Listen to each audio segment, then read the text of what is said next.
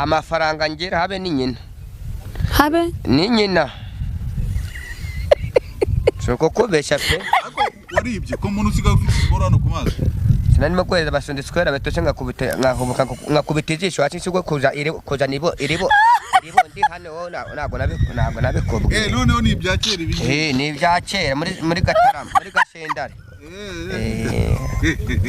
ako wagishe bivuye maje ndakugaturuka nago naje kuri patient kwiga mana we nacetejeje cica amahirwe mbona rero ubundi nkajya nikwa ndikandisha amaboko imitsi yose irazamukwihura imitsi y'amabuno niyo mu mutwe irazamukabera iregerana yitehurirana niko kujana iribonde rero yawe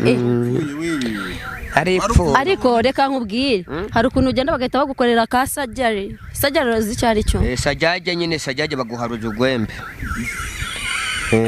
ako samusu Allo? Yes, hello. Kuruangurije amafaranga.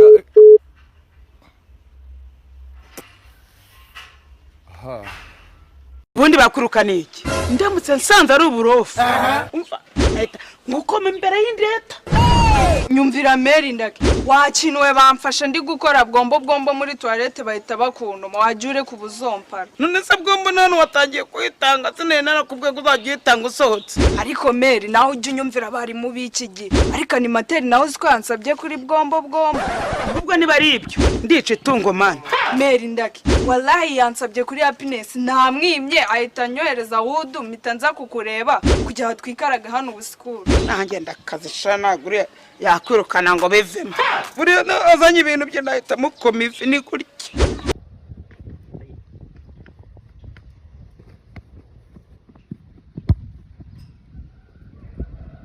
Manuru tubara pote gwa mamera nuka. Ship. Ukasanga ndi kwiyumvira meza. Ahazi bariko tikiye kibazo. Tiwabweja guriye nagusoza. Igena bweja kuri. Kubweja gukuri ukunamena n'amata. Teste. Stress zinjo zigute? Ziba rero. Akayo kefana mwana nta soni gafi. Namaze ariko tebera kure bundi. Ako uziko umusumi. Uzasanga hano umva nambaye imikandara nakuwe muri mu myitozo. Tankuvuna nje. Induvuna se. Weho. Mama yang amaze. Yana bari zaharira ngama. Wandiri ngama.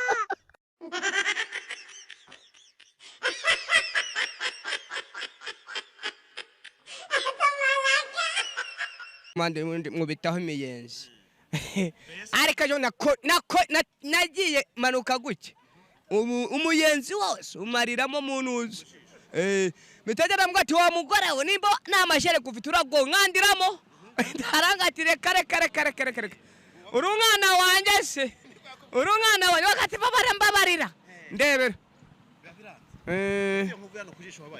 nashaje gushiraho iribondi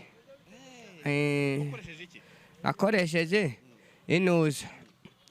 inuza kira ari amabaye amaze nka skora bitunda abana ndagenda nyakubita mu gicano rirashuta riramaze guhinda umuriro mitangiyo cesha Amase ngo bagukubise ngo agiye gusamanya umugore w'abandi kare Yesu abambye karifatira kare ngenda shuratura ngenda ikirarahundo jewe nago shuratura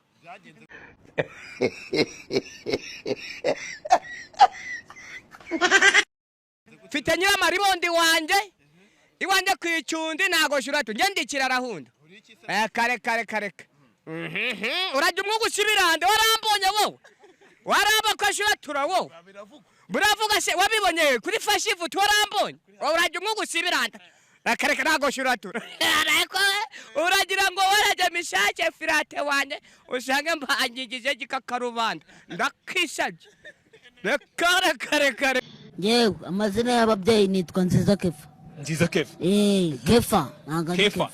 Duvuga neza ariko. Kefa. Ari nziza. Wavuki. Wavuki. Kwa mu bitaro. Nziza nk'inka. Mu bitaro. Nziza nk'inka. Mu bitaro. Ako ninka nundi ninka. Nandimo ndamwambura ikuzo gike. Anje geraho. Uko gisa. Rate nari nyikomeje. Je nitwa Nziza Kefa ariko izina ry'ubusitani nitwa